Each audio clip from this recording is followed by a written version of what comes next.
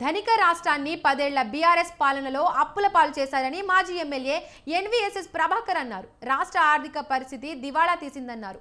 ఏ రాష్ట్రంలో లేని విధంగా తెలంగాణ ఆర్థిక పరిస్థితి గాడి తప్పిందన్నారు.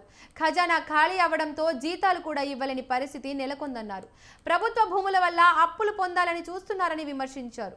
1 ట్రిలియన్ ఎకానమీ లక్ష్యంగా వెళ్తున్నామని రేవంత్ రెడ్డి గొప్పలు చెప్పుకుంటున్నారన్నారు.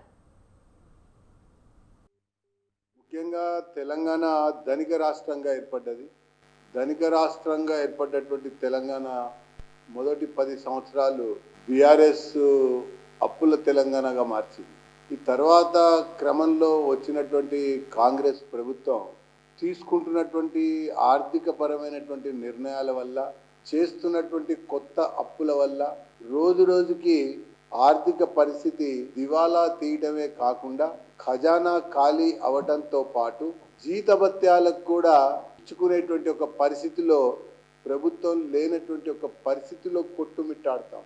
ఇకపోతే కొత్త అప్పు కోసం ఎన్ని రకాల ప్రయత్నాలు చేసినా కూడా ఎఫ్ఆర్బిఎం పరిమితి పతాక స్థాయికి చేరుకుంది. 97.8% అన్నట్టు. అసలు భారతదేశంలో అనేక రాష్ట్రాలు ఉన్నాయి, చిన్న రాష్ట్రాలు ఉన్నాయి, పెద్ద రాష్ట్రాలు ఉన్నాయి. కానీ ఏ రాష్ట్రంలో కూడా